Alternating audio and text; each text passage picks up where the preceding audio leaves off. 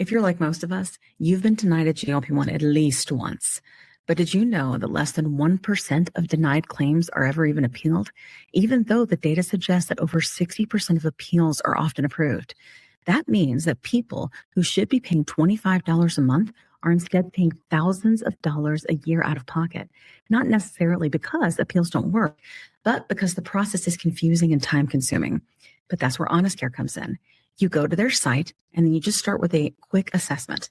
And then Honest Care will build your appeal with the clinical and medical arguments that your insurer needs to hear, and then guide you through submitting it. If you've been denied, don't stop there, because most appeals must be filed within 90 days. So don't wait. Go to findhonestcare.com/Kim to get your free assessment today. That's findhonestcare.com/Kim. Welcome to the Plus Size Hi there, welcome. Podcast. Hey, Hi, Kat. welcome, Kim. How you doing? I'm fantastic. I am post a workout, so I'm nice and relaxed. All right. Before we start riffing, let's tell everybody who we are. If you're a regular and you sick of hearing this is your cue to fast forward. If you're new, which we get every week, hey, I'm Kim. This is the Plus Size Podcast. This is my co-host, Kat. We'll tell you a little bit about our stories, why we're here, and what we do. So this podcast is focused on metabolic health, specifically those who struggle with PCOS, obesity, type 2 diabetes, etc., kind of in that vein. We talk a lot about GLP-1 medications and focus on demystifying them with experts. I'm trying to bring you obesity specialists, endocrinologists, bariatric surgeons, the best in the field, the brightest minds that know more about this than anything else, because ultimately this is changing the game, the world, society as a whole. And I want you to have all of the information you need on your journey so that you can guide conversations with your doctor and be able to advocate for what you need for your health. Kat and I have been on GLP-1s for 3 years. Personally, I lost 110 pounds, but I have had ups and downs on the scales, ups and downs with muscle, ups and downs with mental health, all of that on this journey. And it's because it isn't a weight loss journey at all. I know it seems like it is, but it's not. And we'll talk about why that is today. So I'm so glad to have you. We talk about perimenopause and all the things. So we're so glad for you to be here. All right, Kat, who are you? What you do? Why are you here? Hey, I'm Kat. I have been on on GLP-1 medications for, is it 3 years? 3 years. On the Mounjaro, I say things in my good Midwestern accent just for you, Kim.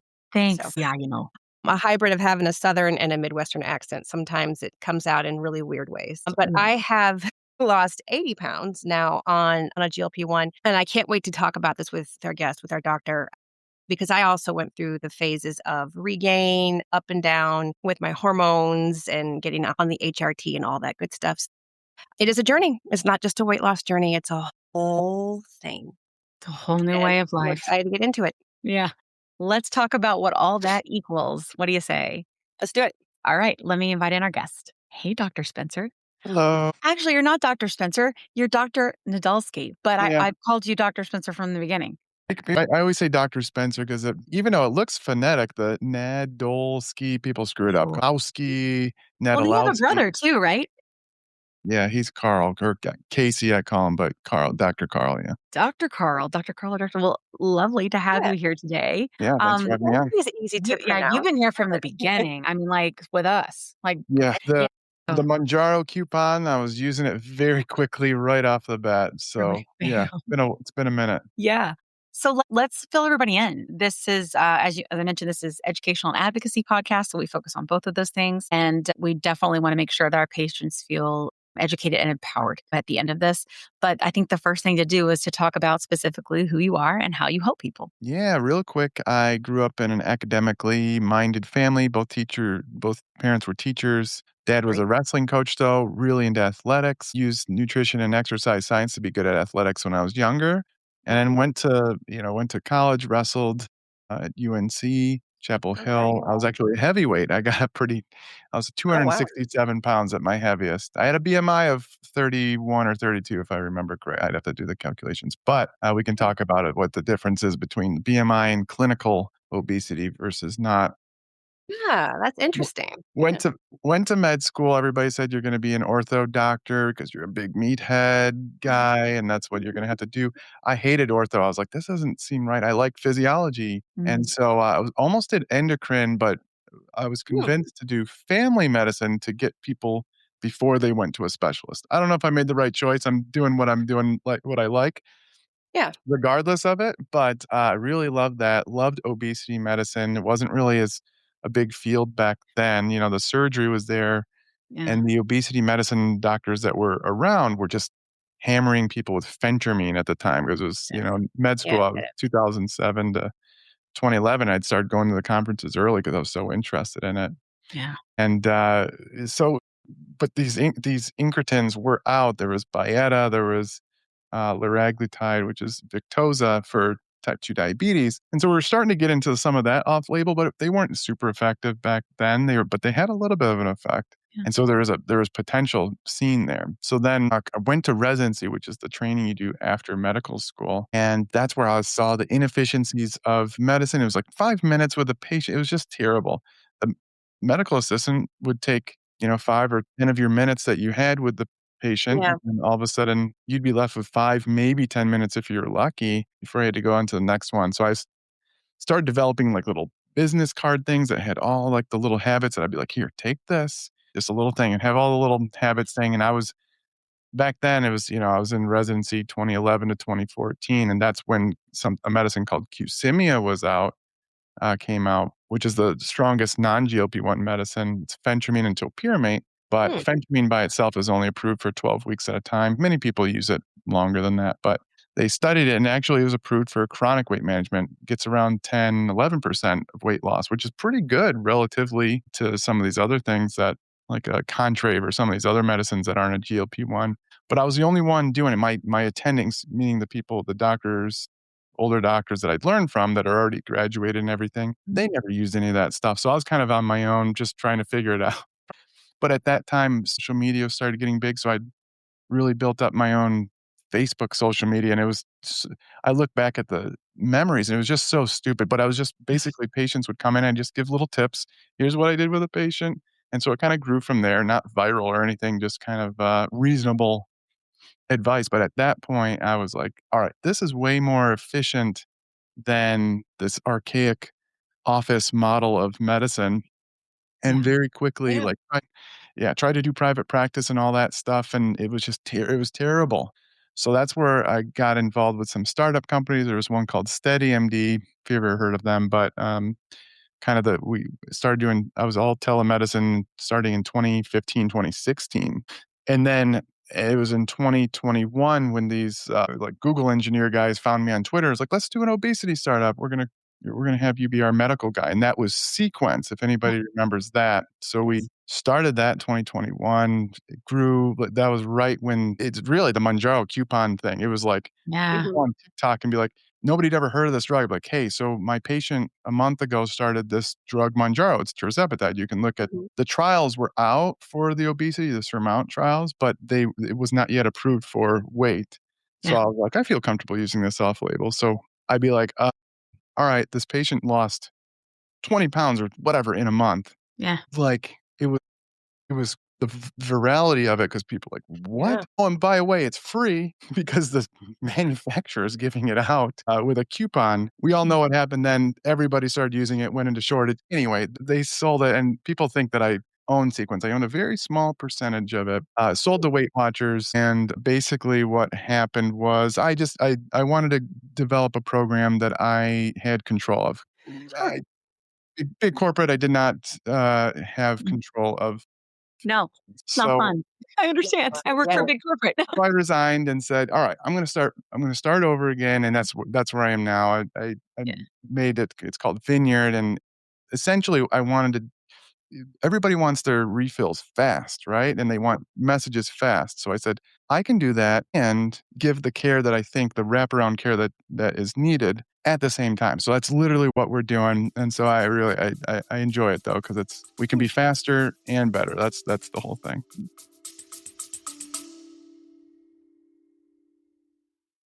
Quick pause here. I've had moments on my GLP-1 journey where insurance changes or rising costs force me to look for a new provider. And honestly, that process can feel very overwhelming.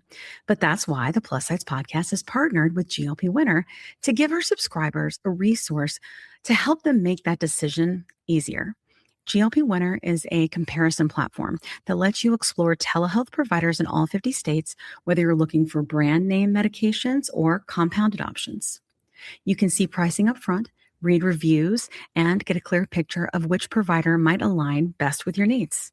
Check it out today at glpwinner.com/plus-sides. That's glpwinner.com/plus-sides. Don't forget the Z. Let me tell you a quick story. I was telling Kat how I was regaining weight after my 100-pound loss using GLP-1 medications, and I was having snacky cravings and waking up at 3 a.m., and I had hot flashes, and I was worried. But Kat was like, listen, I went through this last year. It's perimenopause, and I started HRT, and she used this company called Winona. So I started going there to see if this was something that was going with me. Turns out it was, because I'm 46. And it's been amazing. It's taken a while to find the right dose, but once I did, it's just been huge. I've been sleeping. I feel more myself again, and the hot flashes are gone, which is really bad. So I will tell you, it's just been so big for me. And so I wanted to partner with them on the podcast because obviously many of our listeners are going through the same age range and definitely are having these issues. And there's just no need for you to suffer. So if you go to the link that's in our link tree, you can click on that and save money. If you go there and you meet all the criteria, and this might be something for you to try. So I just want to make sure you had this great resource because it's just been such a big difference for me and Kat. Again, you can go to the link in our link tree and get what you need.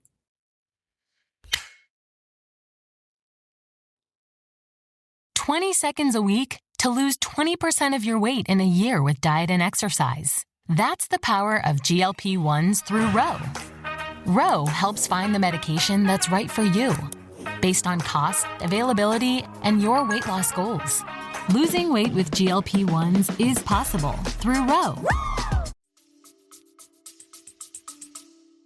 I'm just curious about the name Vineyard. Is it because, like you said, wrap around the way that great? So here's the thought. I was like, I wanted to price it slightly higher. So it's, I didn't want to price it like gouging people. Some of these doctors in New York charge like $3,000 to $4,000 for a visit, and they're literally not doing anything special for you. But so I'm like, all right, price it at $150 and just deliver just a all around experience service. And so, but I needed to position it at a little bit higher end than say the other telemedicine places out there. So I'm like, okay. And the other thing is I could call it Cardiometabolic USA Online, something very like this is what it is, but I wanted something a little bit more abstract sounding. That was also a place where people thought that they could hang out. That's also a little bit higher end. So I was like, what could do that? I was like, I like vineyards. I like that. Okay. But people are like, but wait, the medicine helps you drink less, and a vineyard is where you drink wine. I'm like, I don't care. I like a vineyard. I like a good wine tasting. And anyway, that's essentially it. I like it. Yeah, I like it I'm too. a marketing person. I appreciate it. I think it's great. Thank you. I have a sister that works in agriculture, and her first foray into agriculture was a lot of vineyards. And so we get this misconception that it's, definitely your high, I guess they call it high class or, bougie drinking, but really it's farm work. So I like that too. Like it's people in coveralls, they're digging in the dirt. Like it's ag, just like every other farm. Got to put in the work. That's right. I like in the work. So there you go. That's the story. Well, I love that. I know. So I'll tell you, Dr. Spencer's been on TikTok with us since the beginning, since we kind of started. I would say the doctors were kind of the founders of the community. Like we all sort of started to gather right around the doctors that were giving us information around the studies. Like y'all were the first ones that were like, did you know that obesity is a disease? Yeah. And we were like, no. People were mad. And we were like, yeah, kidding me? And you guys were like, yeah, like, here's a study. Here's what it says. And all of us were just like minds blown. You know what I mean? And people, especially like Kat and I, have struggled most of our lives. Yeah. And I remember that. The only reason I'm doing this is because the way things work with our podcast, Dr. Spencer, is we have people that are at the beginning of their journey. We have people in the middle. We have people at the end.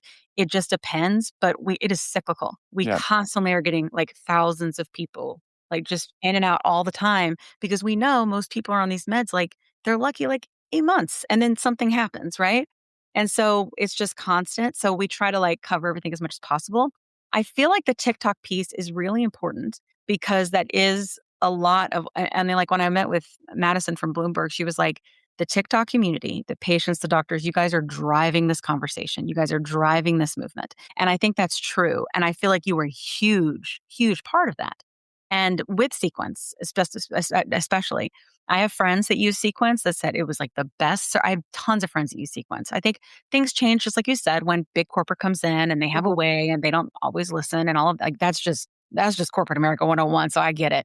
Right. But before that, people loved it. I mean, people loved the care that they got there. And I think didn't you guys also like try to help it get approved through insurance? It wasn't just they came to you and, Yeah. you like worked with their insurance, didn't you? Big pain point for everybody listening that's gone through this is that, only 20-30% of commercial insurances pay for it right now, which is insane. But I understand that the prices and the costs of the drugs.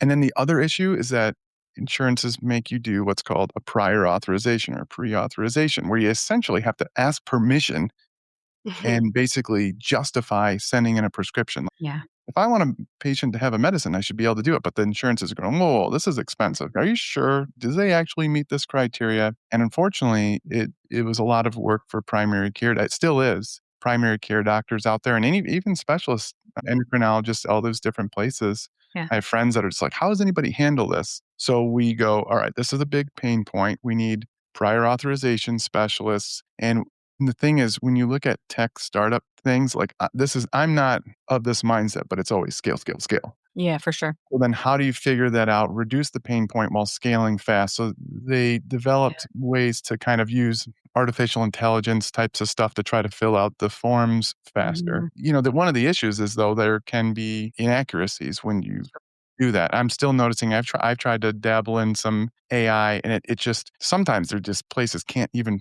it's like, no, how did AI screw this up? Yeah. You need an actual human. So at Vineyard, we use a human, but that was like one of the big things is we did have humans in the beginning at Sequence. We had to, because otherwise these other places, they would screw it up and they'd come to us and we'd get it right. And so people thought we were magic. And it was like, well, really, we're just filling it up like correctly. It's not, this isn't magic, I promise. Some insurances, most insurances will it's excluded straight up. Right. You can do not pass go, do not collect $200. Right. Yeah, a big thing with us was like, hey, we're going to try to hold your hand in this process and do the prior authorizations and do them correctly and all that stuff. And there's a big pain point. Still is actually. Yeah, I agree. I mean, I don't know when that's going to change. I think when that's, when we started the podcast, like our whole thing is we're going to get loud, but the whole piece of it is just because we're getting loud, we want to get loud with purpose and directions because we want to change things. We want this to evolve. And I do think the pressure and the demand that's built, probably a lot because of TikTok and you and us, right?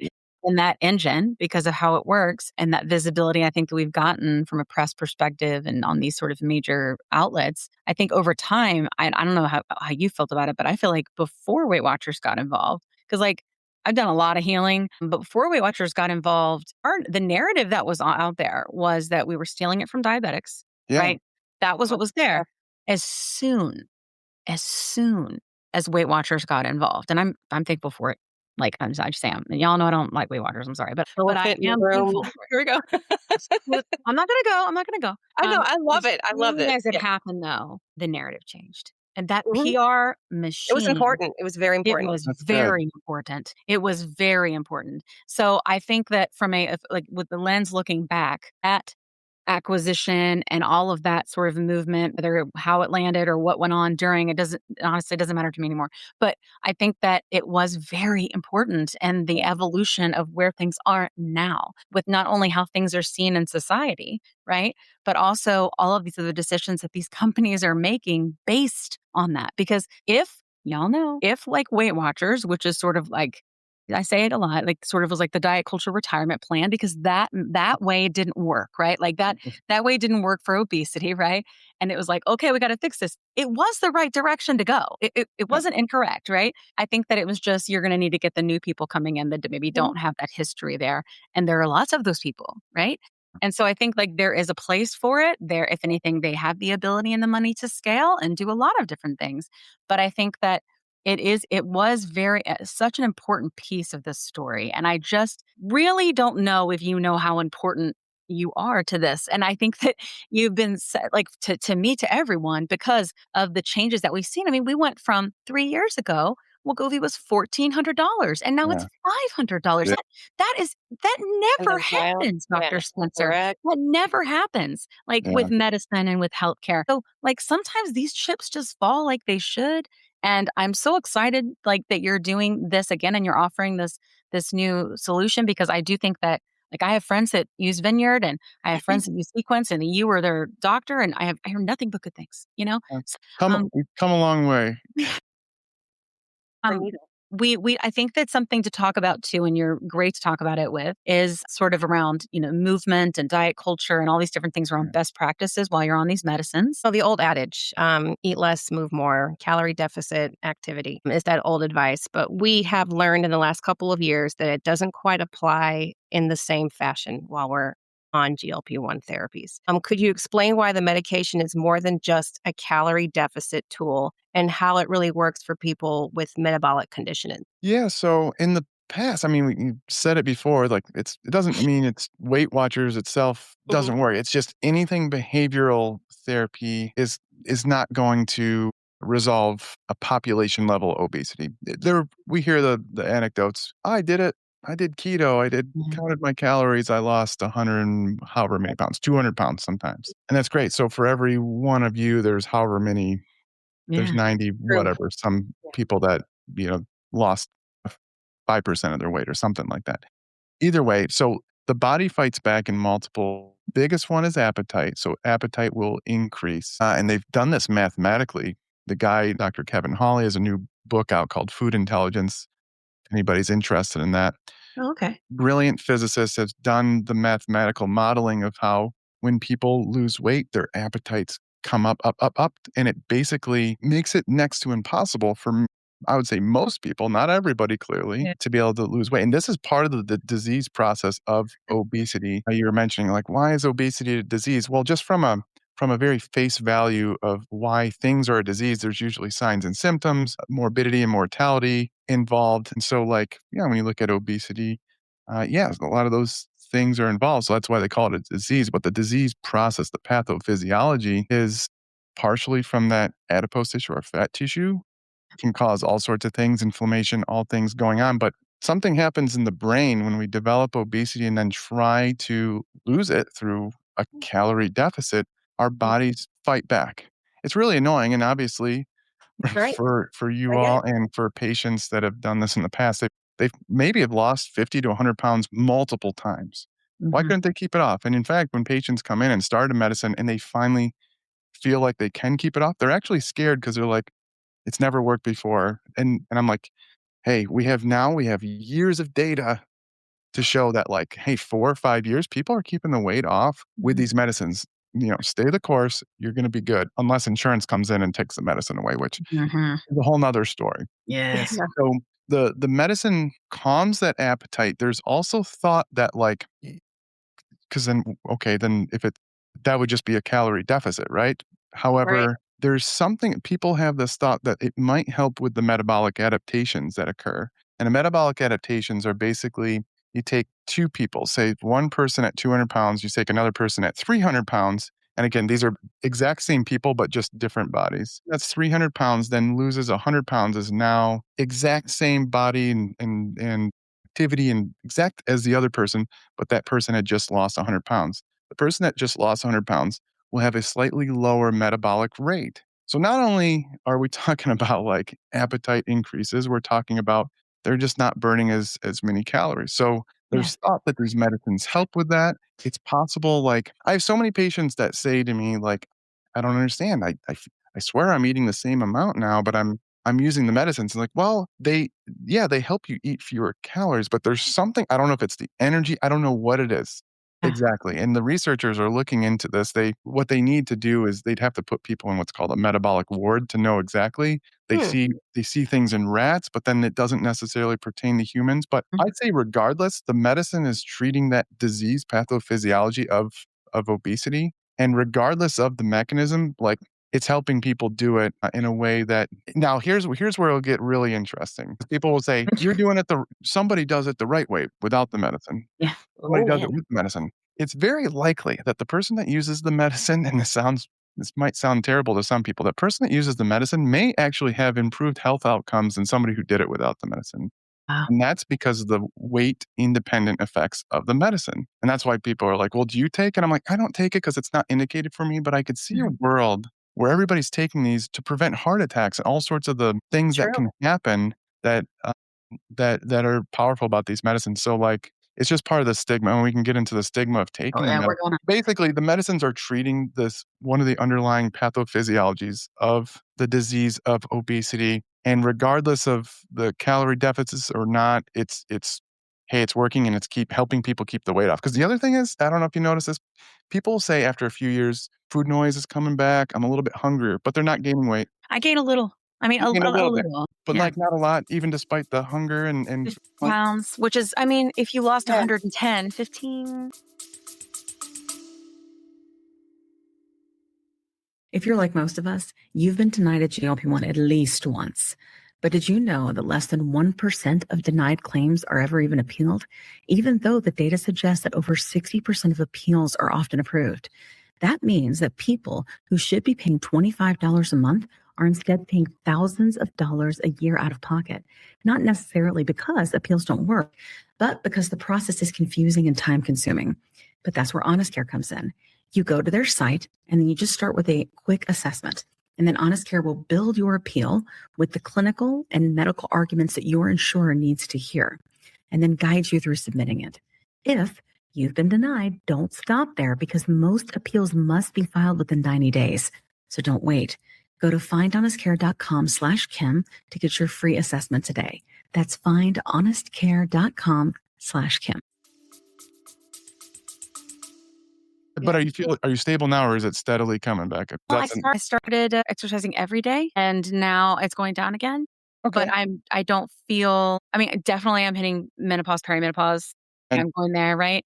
So everything when I did gain it, it was all in my stomach. It was like, Interesting. That could be right. that. Well, perimenopause and menopause, there is this nutrient partitioning effect where if you do gain weight, instead of it going to hips, thighs, or muscle, it can be more concentrated around the abdomen, unfortunately. I think that we see people, and then I was really curious about this. So I went back and looked at study data, and I saw that they said that there were some people that gained, like, even on the 3-year right mark, that gained like 5%. So it's almost, and then I started seeing people in our community, like big creators that started with me, that they were gaining 5, 10, Starting to have a little bit of 15 pounds regain. too. No, because we were all kind of out sort of living this everything in moderation, like lifestyle. But I think that, and I would love to know your take on this. It seems as you go through different phases of your life and your hormones change and your activity changes or whatever it is, you may need to continue to readjust. Yes. It seems like that. I don't know though, because I've never been here before. Yeah. So essentially what happens is that, as you lose weight, your body starts fighting back harder, just like I was kind of talking about. And the medicine will have this persistent effect that will fight that fight back, fight your body back. It doesn't mean that other things that you in your life that start throwing other variables in there won't have an effect. So for example, if a patient has a job change and they go from being XYZ, whatever they're doing, to then it's a sedentary job, or there's a death in the family, they get married, all those same things that happen when you didn't take the medicine and you lost weight on your own, those things can have an effect. Now, the medicine will help you get back on track probably easier than before. If one of those things threw you off, it's end game. It's throwing you off completely. The medicine helps you hopefully stay within the rails to get completely back on track. Agreed. So, I had a patient. So I rarely see a large increase in weight gain unless something's wrong. So one time a patient was on the 15 milligrams and they gained like 20 pounds in like a couple months. And I'm like, okay, never seen this. I've never, ever, ever seen this before. Yeah. Well, the patient was on thyroid medicine and they hadn't had their thyroid checked in a while, and their thyroid was completely looked like they weren't even taking the medicine. So I had to readjust it, and so the weight came right back off, and they're doing great now. So all these things, this is why it's really important to have a team, whether it's doctors, dietitians, whoever, at least people to kind of, before you start regaining all your weight, to go back and forth, like, okay, how can I adjust in real time, as opposed to like retrospectively months later going, all right, I gained 10% of my weight. Now what? It's like, oh, we should have done something when you started gaining like 2 or 3% of your weight. Anyway. I think that makes a lot of sense. To happen. Yeah. Act early. Don't let it go. Right. Yeah. Mm-hmm. I think that it's a common thing. So going back to one of our questions, that people assume, and I definitely think this is true with Mounjaro in the beginning with all of us. So those of you who don't know, who are on zepbound or wegovy now, and you don't know, Mounjaro was and is like tirzepatide. It's the same thing. It's just rebranded for obesity. That's what right. So in the beginning, we were all taking Mounjaro, which means we were taking off label, which I think like 1 in 5 medicines or something is written off label. It's very common in medicine. But that's what Dr. Spencer was talking about in the beginning. But when that happened, a lot of us kind of that didn't know better were sort of rushing up in dose. And then others were like, no, we should try to take the time on the dose much because it's going to wear off. We would say the effect is going to wear off and it's not going to be effective and that kind of thing. So I think even people now, and the reason that is, Dr. Spencer, is because there are not enough doctors that understand this. They're just not. They're not. Like, we need y'all to educate these people, for God's sakes. But regardless, like, there are not enough. And so they come on and they don't know these things, or they don't know to ask these things. But I think they're like, my doctor wants me to move every month because that's what the studies show, right? Yeah. But then a lot of times people are like, no, like, this one is really effective for me. So like, people that are listening, they're thinking about sort of goal weights, right? I think that there's no way that someone's coming and not talking about a goal weight. Yeah, they always. I mean, I don't have a goal weight because I have no idea what that would even look like because I've always been big. I just don't know. But there are people that's what they do because that's what the doctor says, like, what's your goal weight? Where do you want to be at? But ultimately, I think that what I've seen, and it's not just from me, like from people that have been on the show, not everybody's going to get to this like goal weight, especially if they've had like obesity a long time. So I wondered if you could talk to us a little bit about effectiveness and the whole idea of these things wearing off, and then kind of those relationships to goal weight. Yeah, perfect. So when I allow patients to have goal weights, but I don't proactively go, hey, let's set a goal weight. I go, do you have a goal weight? And they say yes. And I go, okay, tell me more about it. Why'd you pick it? A lot of times it's like an arbitrary number, not always arbitrary, but a lot of times it's like, well, I saw the BMI chart in my doctor's office and it said this should be a normal weight. And I'm like, forget that for a second. Those are, I don't want to say they're meaningless, but in a lot of ways they're meaningless to that person individual. On a population level, sure, I suppose we can look at statistics, but the person in front of me, I'm like, let's find, and this is a Yoni Friedhoff, if you know who he is, Dr. Yoni Friedhoff. He's kind of an OG social media guy, not as much on it anymore, but he had a blog called Weighty Matters. He wrote a book called Best Weight essentially, instead of like this normal weight or ideal weight, called it best weight. Basically, the lowest, healthiest weight you can get to without being miserable. That's while living a happy life. And so I love it because like the patients will have maybe there was a weight they were in high school or college. And I'm like, well, what about like, and I get a lot of patients that have already lost their 20 or so, 30% of their weight, and they want to lose another 10 or 20 pounds. I'm like, what if you didn't lose another pound right now? Would you be happy? And they're like, well, yeah. And I'm like, well, why'd you pick that number? Like, I don't know. That's what I picked from the BMI chart or from college or whatever. And I'm like, okay, let's forget about that number. I'll go into kind of what we go into is basically working on fitness and body composition and that type of stuff. So these medicines, so semaglutide, wegovy, the high dose of wegovy, semaglutide, 2.4, average of around 15% total body weight loss, somewhere around there. You can kind of splice and dice the data a little bit depending on how you do it. But then you have categorical weight loss. And if you look, there are people that lose like 25, 30% of their weight on a semaglutide or wegovy. Now, tirzepatide, zepbound or Mounjaro, zepbound is the obesity labeled version. And just an aside, it's so ridiculous that we have different brands for this. It's Ridiculous. Some people think it's a form of bias and greed because they can do all this stuff. Anyway, it should just be the same drug with different label indications. Whatever. I'll get off the soapbox. Tirzepatide, though, at the high doses, 15 milligrams, it's around 21% total body weight loss. You could get a little bit more depending if you extend the studies a little bit longer. The 10 milligram dose, actually, though, is still around 20%. It's like 19 point something. That categorical weight loss, how many people lose 15%, 20%, 25, 30%? It's actually more people hit those higher percentages. But on average, when a person comes in, let's say they're 300 pounds, and they want to do tirzepatide or zepbound, then, well, so 10% of their weight would be 30 pounds, 20% of their weight would be 60 pounds. So we say, look, this is around the average. Some people will do 30, 40. I have a patient that lost 50% of their weight, half of it. They would have gotten down to, they got down to like from 300 to 150 pounds. Not heard of. So when people are listening to this, don't think that's going to be it. Yeah. Think more like average is going to be around 60 pounds or 20% for you.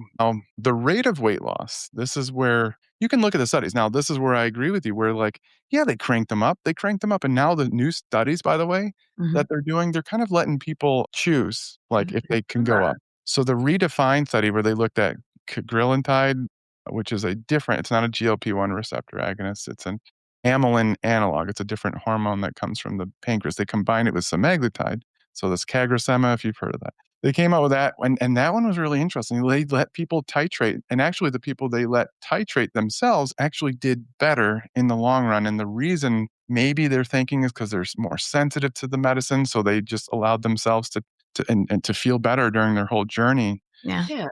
But the rate of weight loss that I shoot for is around 0.5% to 1% of the total body weight per week. And you can look at the curves and the trials. Looks like, some people lose faster or whatever. But the reason I picked that is because when you go past 1% per week, so let's say you're 300 pounds, 1% of your weight per week would be 3 pounds.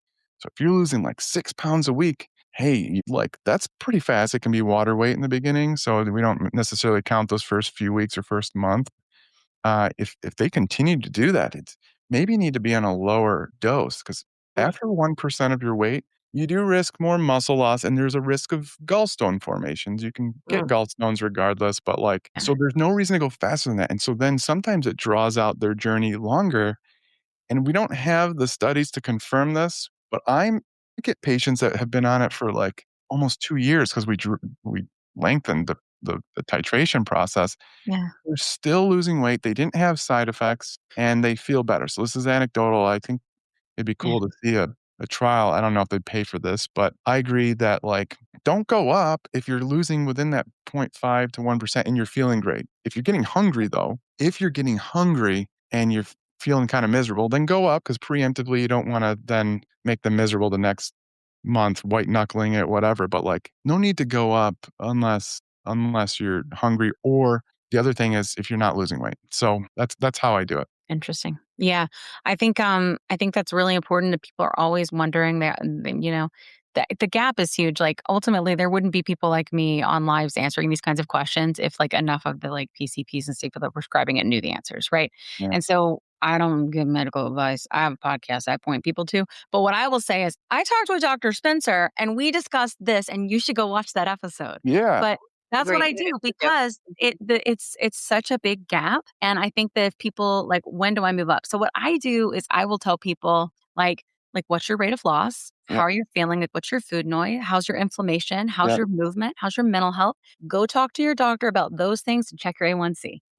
And just to empower them to push back on the doctors because I don't think that I don't think a lot of PCPs are going to learn. Right. Unless we push sort of some of that onus back on them. We don't know, quit making me go to TikTok, because I think that's really important. And I think that we see a lot of people that don't interview doctors and are led astray because we're just telling them as a patient, what we know, but that could lead them in a really bad direction. So I think I wanted to make sure we have documented libraries of specialists saying these things so people can come back to it and know, Yeah. I think that's really good to understand. So when you're checking percentages, so for us that don't math good, is that half a pound to 2 pounds a week? Okay, so if I you're love that. Math good. yeah, it depends on your start. Do you mind telling me your 347. So 347, 1% is around 3.5 pounds a week. And then it would be 1.75 pounds per week at the lower end. Now, though, as you got down, though, that the relative keeps going down. So once you got down to 300 pounds, you're looking at 1.5 pounds to 3 pounds per week, and so on and so forth. Once you get down to 200 pounds, it's 1 to 2 pounds a week. Okay. Yeah. So I'm super curious because I for sure had stayed in a calorie deficit for a very long time, in the deficit enough to continue losing. But eventually my body was regardless of the deficit that I was in, they were this is it. Yeah. That's where the medicine just basically hits. hits what the body's fighting back again. And then, I know there's questions about food tracking. Yeah. And so then there's ways to go, all right, do we find ways to go past this? Yeah. Yeah, like tracking without, some people are kind of traumatized by food tracking. Yeah. Like that diet culture thing. Back of my head, I have another question for you. I'm going to table it, but we want to do this one first. So anyway, how do we approach tracking that's helpful and doesn't hurt the old us? Yeah. There are a lot of patients that will come in that are used to just tracking, whether they're using points with the Weight Watchers, whether they're doing their own Lose It, MyFitnessPal, macros, all the different things, all the different trackers that are out there. And I go, and you can tell there's a little bit of an obsession around it to where it's like, I think this is harmful for you. I go, let the medicine do its job for now. Let's pull back from it. Now, the caveat is that I protein and fiber are probably the things that if I told you to at least track the amount of protein and fiber in each meal, forget about the rest of the calories and let your satiety and hunger cues do the rest. Can you do that? And they go, yeah, that'll be a lot easier. So I do that. The other way, you can create what's called like a meal template or a my plate type of scenario where you go, all right, I want each plate to kind of look like this. And this is what 30 or 25 or whatever grams of protein look like. And so that's kind of the way we do it. So my dietitians, they'll dive deep. Some patients, they've never done the tracking thing. So then it's like, we don't start that way. We let the medicine do its thing. But like later on, if we think that tracking could be beneficial, we'll have some patients do it. But in general, if they have a long history of tracking and clearly some disordered eating around it and psychological harm, we pull back. We're not tracking. Yeah. I think everybody's different, right? And that's something I realized too, because I in the very beginning I did track, and then I did what you said, where I was like, I'm just going to track my protein, and I still don't think I ate enough protein, to be honest. And then for a long time, I really feel like, and I've been on all the meds, and then the one I was on tirzepatide most recently, and that kind of got me the rest of the way, like to that sort of like 100 mark. I still have an obese BMI. I'm not sure that I'll get any small. Maybe we'll try when we should probably talk about the two, like the meds that are coming down and like how much more we think they could help. But is it necessarily just that they are helping the body work or the metabolism work in a good way as opposed to just making you eat less? Right? Because I think everybody thinks, so what, that just makes me eat less, when they think about like the new meds that are coming down, Yeah, the new meds coming down, so retatrutide. Some people call it retatrutide. I'd love to ask Eli Lilly. So, because people say semaglutide, but it's semaglutide. Semaglutide, right? Some people get mad. Anyway. Yeah, I mean, tomato. I would say retatrutide. Even though retatrutide is easier to say. I don't care. That one has this glucose. So it's similar to the tirzepatide, where it has a GLP-1 receptor agonist component to it. And then it also hits this other thing called GIP, and they're what's called a co-receptor agonist. It's one long peptide molecule. It's not two ingredients put together. It's one peptide that can hit the different receptors. This retatrutide hits 3 different receptors, and that third one is glucagon. And the thought is that this can actually crank up your metabolic rate and actually has a direct effect on your liver. And now I've had patients come from the clinical trials. Clinical trials stopped, and now they're coming to me to get tirzepatide. They've never been on tirzepatide. They've only been on retatrutide. And they're like, this doesn't even help with my appetite nearly as much as. So I think this retatrutide, I think people are going to start melting their fat off. I mean, I'm kind of scared for some of these people that start at a lower weight. I'm a little bit worried that they're going to, because tirzepatide did the same thing. When people are at a lower weight and they crank that up, I've seen some people it's like, hey, you're a little bit frail now. So we got to back off this dose. But retatrutide, stronger. It's probably going to be, 30 or so % stronger than the tirzepatide or more. I don't know until the phase 3 trial, because the phase 2, if anybody, they have preclinical and they have phase 1, they phase 2, phase 3 is what's going on right now. It's going to be longer. So we're going to see, first of all, to make sure it's safe, because you got to first do that. And then we're going to see really how powerful this stuff is. The other thing you might want to consider, and this goes back to the fentanyl. Did you ever take fentramine? Oh, yeah. Okay. So I I've have taken it all.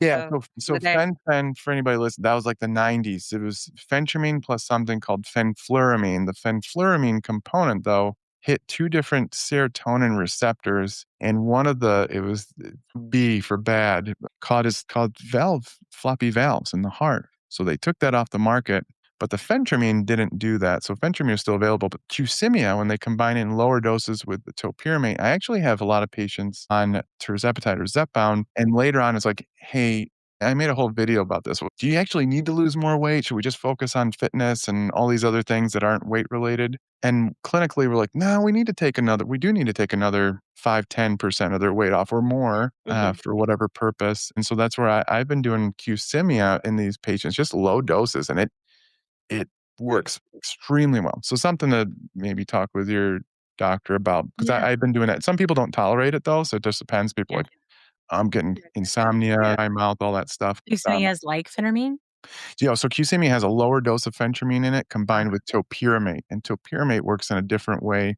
People know it as Topamax. Dopamax kind of makes people a little bit. Topamax before. Topamax. Yeah, I used to think, okay.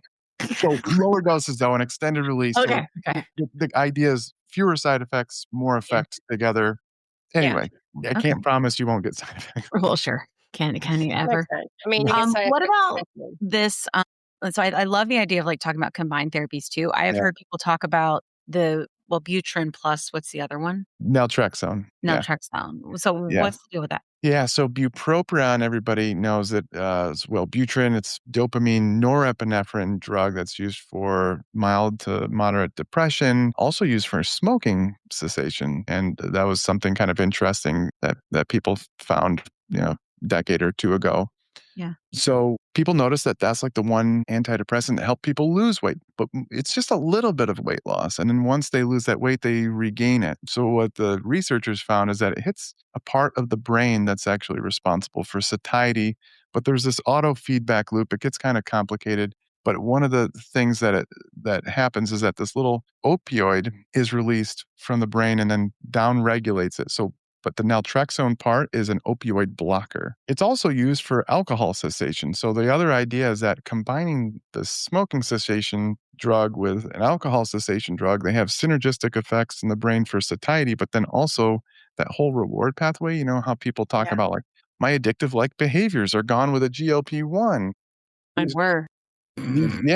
These drugs can also have an effect there. Side effects, people get some anxiety, may not be some people respond extremely well to it.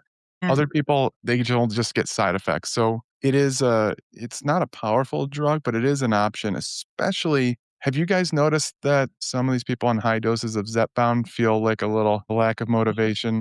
Next question for you. Hey, that was me.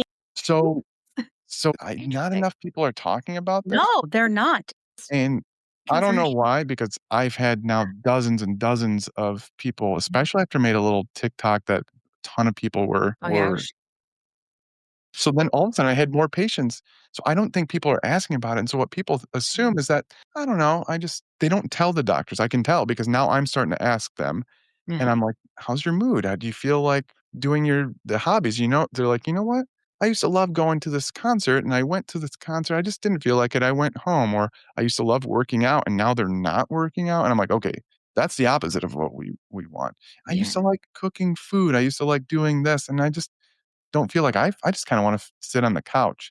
And I'm like, are you suicidal? Do you feel depressed? And they're like, it's not depressed. They just feel a lack of motivation. These drugs work in parts of the brain that are related to reward and motivation. So some of that is an overdrive, so the drugs work well, but sometimes it dampens it so much that I'm seeing it so now. So if they're on the 15, I bring them down to 10, 7.5, 5, but then problem is the food noise starts coming back. Yes. Then I have to, then I have to crank it up. And then sometimes I add bupropion, which helps in that same pathway to kind of boost the dopamine. It starts getting a little wild there, but that's anybody. It's a disease. That's what I hear, right? Like you've been saying it since the beginning. It's a complicated to treat. It's hard to treat. And I think that wouldn't it be great, Dr. Spencer, if there was just one medicine that's just going to treat and solve obesity and all the things? Well, there's not. So I think that not yet anyway. Not yet. Right. Maybe 50 years, maybe multiple. Honestly, the stuff coming down the pipeline is insane. Now, the thing is, I don't want everybody to get excited because like they got to study these. And when you start adding little components, so yeah, it looks like GLP-1 reduces heart attacks.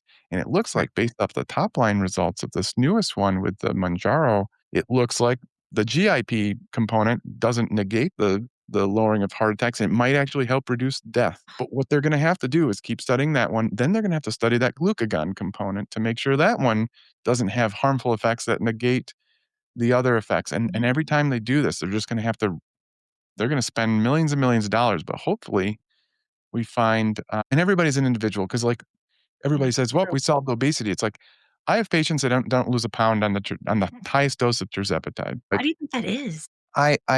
So there are a couple of thoughts. Some of these patients have a genetic issue, and some of them are very like in your face genetic issue. There's monogenic deletions in either their leptin or another part of that brain that's related to satiety. It's a little bit downstream from where the GLP-1 will hit. So if the GLP-1 goes up here and there's a defect higher up, they won't be able to lose any weight from it. But some people don't have anything pop up on their genetics. There's got to be some sort of resistance going on of some sort. The other thought is that they might not be getting enough into their system. And you know how some people inject in different spots and feel like, oh my God, I'm getting side effects when I inject it into my thigh or abdomen versus the other? Sure.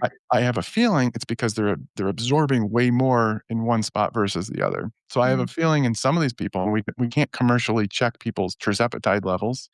I have a feeling they're not getting enough into their system. I don't know. When they take them, do they feel the appetite suppression at all? No.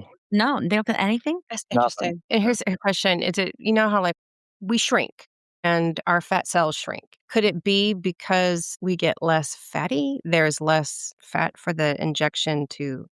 I do always wonder that the people that are very skinny that are doing maintenance and they're like trying to find some fat. Yeah. They're going in from What is muscular. that like? I Does that can't have a imagine. Yeah, does No. that have I any... got it everywhere. I don't know. It's an interesting thing. I feel like there's got to be some genetic resistance going on. It's probably $1 trillion question. I know the big pharma is spending a lot of money trying to figure it out. Yeah. Little old me with my, however many patients and TikTok anecdotes, probably not going to be able to figure it out. But I do genetics on a lot of these people, and nothing common pops up. So I don't know. Interesting. You and I have gone back and forth on Instagram about this, about like, here's what they need to do. Instead of fighting these compounders, they should go, we're going to make this drug $100 a month, just like every other country. They can do it. They can do it. There's no reason they can't do it. And so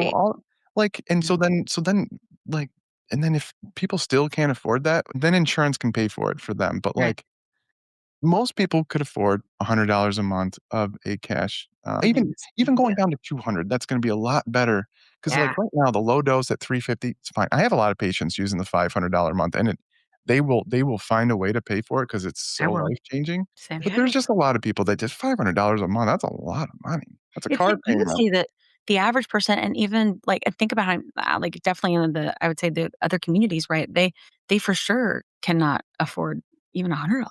Like there are people who like, you know what I mean? But it still would lower it to the point. I'll tell you what I think it is. I think the reason they don't is one, every second of every day, they're making so much money, right? Around the world, but especially here. And they'll wait until the very last second till they have to. And I also think, and this is just my opinion, and also that when it comes to like the price, if it gets too affordable, and that's what they're going to have to figure what that is, right? Yeah. To me, it's the $100, $200. That's too affordable. We will hit shortage.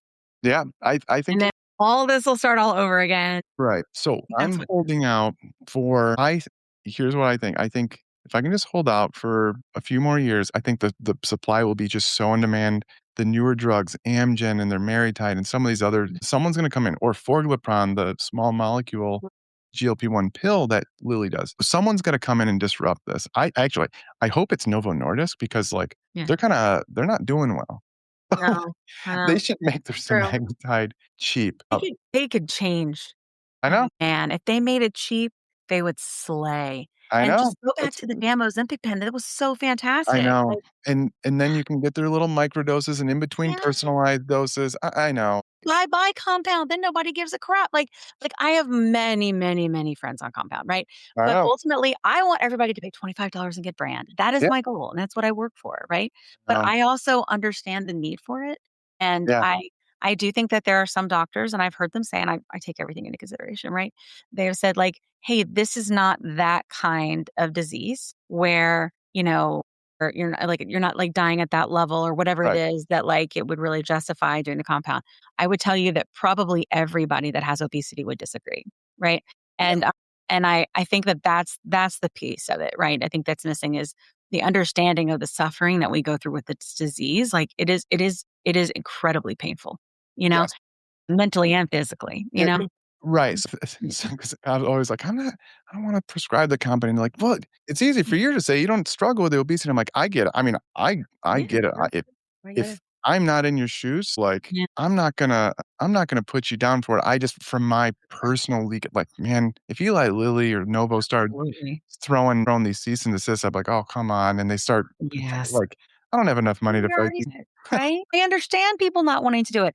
I think that what the benefit is exactly what you're saying, is that they offer it now at 500, right? Between 350 and 500 for Yeah, getting brand name, right? And I think that that is it's not low enough, but it's there. I yeah. think that's what I was going to say for a while, honestly.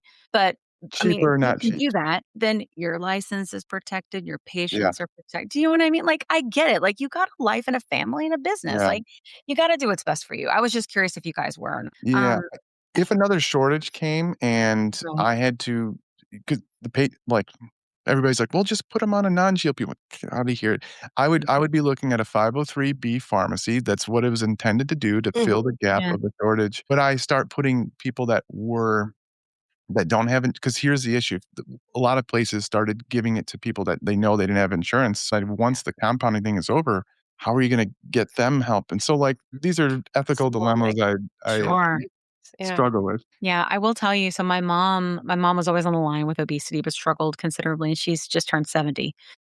And she always sort of struggled with 20 pounds. Like, it wasn't about like 20 or 30 pounds. She's an average sized person, an athlete. I mean, like all the things. And she struggled with weight kind of back and forth and food noise and all of those different things. But it wasn't until stress happened in her life where my dad had cancer, my sister had cancer, and it was all within a couple of years of each other. And she was the primary caretaker for that situation. And she was like, it's the only thing that gives me pleasure. And so she tried Contrave or Wellbutrin, but actually raised her blood pressure. So she couldn't do that. And so she Yeah, tried different things. She sees a doctor that you and I both respect, I think, a lot. And that's a specialist. And what he worked out for her basically is to be able to get it from overseas. yeah. And I talk about on the Mhm, show overseas and get the yeah, quickie pen and mhm, be able to do the lower dose and be able to maintain the weight loss that she had and the yeah, food was that she had, which I think it's sad that we have to I do know. that, but I'm also really thankful that he did that for her. I mean, I'd say give it 5 years. It's a long time, though, so I yeah, understand why people it's a are long scrambling time. in the meantime. Yeah. I think that's what it is too. I think you're right too. Is it's like we want to give it this time, and I ultimately though, especially those who had our disease had progressed significantly, right? It's very much like I don't know if I have 5 years. Like, I mean, none of Yeah, us really do ever, but specifically with this disease, I I mean, know. it's so horrible, you know. Yep, And I don't think it gets clearly or really the recognition of how awful it is. And like we went to Obesity Action Coalition conference, Kat and I, a few weeks ago, and Vineyard one was of the there. doctors on the stage yeah, came on and said, yeah, "Oh, was Summer Vineyard there?" Summer Like, Summer was telling me about it, yeah. yeah, Yep. yeah. And but one of the doctors, what was the doctor's name again, Kat? You always remember it, and I know. Dr. Kushner? Dr. Kushner. Dr. Kushner, yeah. Yeah. And he made this statement that I thought was really good. He said, like, obesity is what causes, I think he said it that way, the Yeah. overeating. It's not that you overeat and it causes the obesity, like, especially once you're at that point, right? And I think that's very misunderstood by even people that have obesity. I don't Yeah, think that they understand that. Know what I mean? internalized bias is what it's called. Yes, Yep. Yeah. No, they absolutely. went over that too. Yeah. Do you feel like I wanted to give you some space to talk about bias a little bit before you go. Yeah, is it the gist that, the thing is I had it when I was younger, so, like, I Oh, don't get that's okay. mad at people about it. I try to help them go through my thought process a lot faster, though, and so Yeah. And with social media it's made it a lot easier to do that. You show the stories, you tell the stories, and when you see enough of the stories, you start understanding it. But people, it's like a ingrained in childhood. I have to change words of books that I read to my kids from Roald Dahl and Yeah. James and the Giant Peach and some of these things. I'm reading it. I'm like, I got to change this because they're calling someone fat and portly or whatever they're doing. And I'm like, oh my God. And I think at an early age. So now I think it's going to get better. But Yeah. it's now these medicines have actually helped a lot with it because now it's like people know what it feels like, at least it's somewhat to feel like what it's like to someone that's never struggled their weight and how their appetite and satiety and food noise must be like. Yeah, that's kind of the gist. Yeah. I think you're right. And I think what's important about bias in general is to understand we all have it for ourselves and others. And it is a human thing. It's about recognizing it and then Yep. trying to make changes accordingly. Exactly. And I think that's where we're at. And for the doctors that, were like that in the past or humans, as long as they've made the change, like I don't have a problem. It's willful ignorance, like when you don't want to learn and you don't Yes. want to change that I struggle with. Yeah. But like if you're willing to learn and change and grow, then Totally. I am too. Because Kat and I are always talking about how we're growing, especially Yeah. on this journey. This is more, I swear, Dr. It's a journey. The It's a emotional marathon, not a journey. sprint, my friends. Well, That's it's like right. also there's a tremendous amount of trauma that comes with living in a big Yeah. body in this society. There just is, right? Yeah. For many, many, many reasons. And I think that when you're going through on this journey and sort of part of it is getting solved for, what do you do with this part? Right? I don't know. So that's where I think like therapy and, different, like, I don't like saying lifestyle changes. I feel like you have to, unfortunately, 'cause I don't know what else to call it. It needs a new brand. But I think the whole idea of just, this is a new lifestyle. It's a healthy lifestyle for you that works for you. Right. And that could be look like whatever it looks like. But like for me, it's exercise every day. For me, it's trying to do everything in moderation with protein. For me, it's therapy. For me, it may be additional medicines like Wellbutrin because I've been struggling with depression, like things like that. So I think that like that will always change and like will ebb and flow.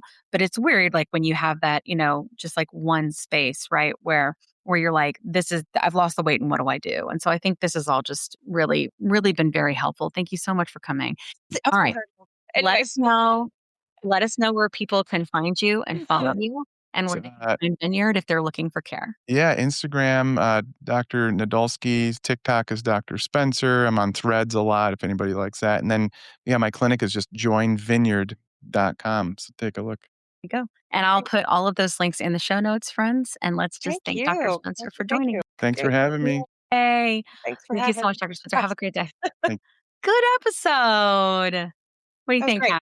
It was wonderful. Very, Yeah. very useful and useful information. Yeah, that was good That's stuff. great. Well, he's been here from the beginning, right? Oh, gee. So I mean, I can't tell you those who are listening now, if you're just on the medicine or even just a year, 3 years ago, guys, when we were on, we had him and some other doctors. I don't know if you guys if you don't follow Weight Doc on Instagram and TikTok, you should. Weight Doc her name is Jenna. She's been on the show since on one of the first 5 episodes. Absolutely. An incredible doctor, makes amazing content.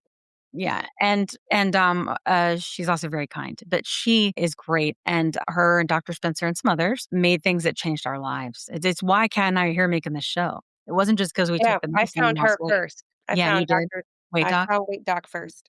Yeah. And then Dr. Spencer, a couple others. I think like just hearing somebody say that, right? It's not your fault. Like this is a disease. Like no matter how you got here, right? No matter how it happened, ultimately you are here. And it's not your fault that you can't solve for it on your own. It's not your fault and you do need help. It doesn't mean that you don't need to move your body and that you don't have to think about your protein and you don't have to consider your nutrition. You just don't have to white knuckle it. You just don't have to suffer. That's what it comes down to because you are suffering needlessly when you don't have access to care like this, And feel like you're clinging on to like a doorway in a hurricane. Like it feels, it takes that terror away. Yeah, absolutely. Yeah. And I think that it's important to hear perspectives on compound. I really do, guys. Like, I think it's important for you to know, because here's the thing. Ultimately, at the end of the day, not all compounds are created equal. They're just not. We know there are other ones out there. We know we have many, many friends in gray market because they don't feel like they have another choice. They are sick people that are desperate and need medicine. All those people are welcome here to learn from these doctors. If anything, I want to make sure that you guys have Like, this is just a really good library of resources for all the information that you might need. You know, you may notice lately that we're trying to change our titles as almost like FAQs so that you can find what you need a little easier than in the beginning when it was just like, I don't know, fun titles.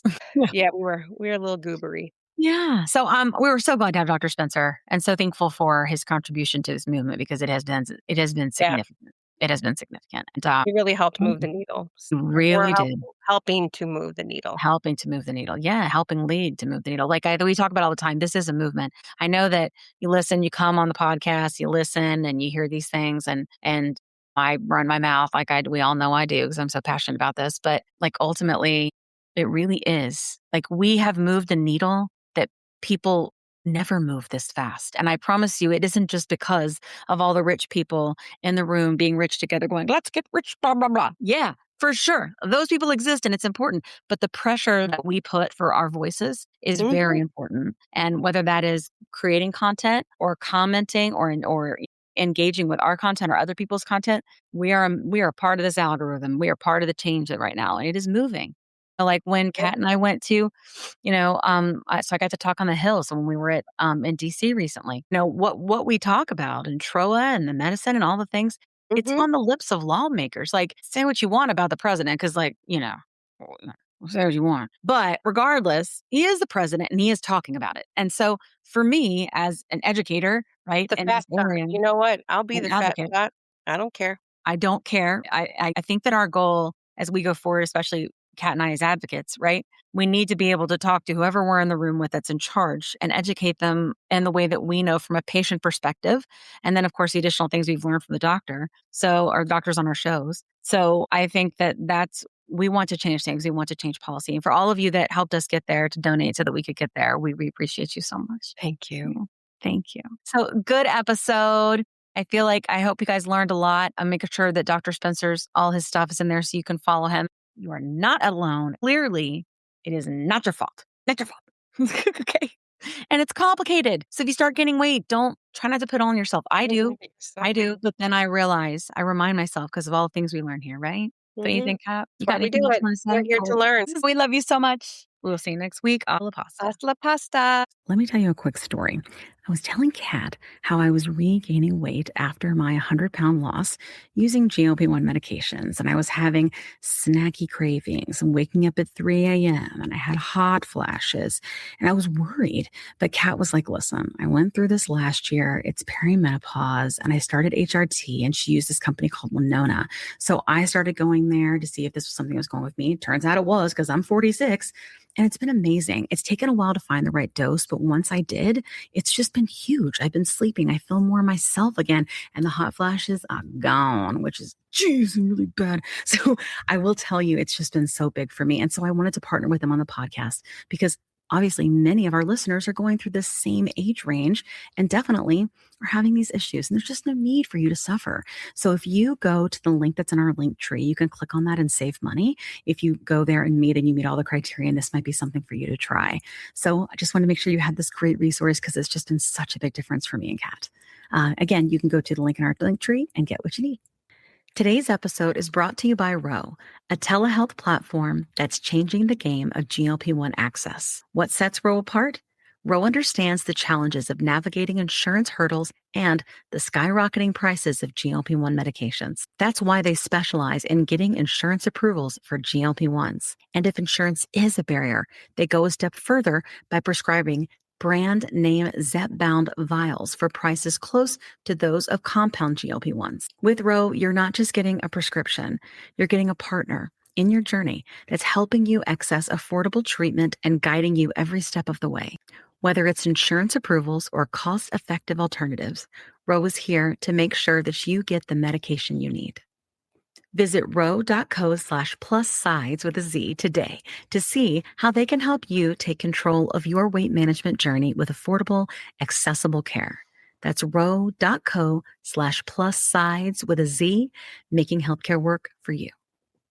Check out the link in our show notes for more details. Are you interested in understanding GLP-1 medications like Ozempic, Wegovy, or Mounjaro? Then join us on the Plus Sides, Cracking the Obesity Code, the groundbreaking podcast helping people change their lives one episode at a time. The Plus Sides Podcast is a disruptor.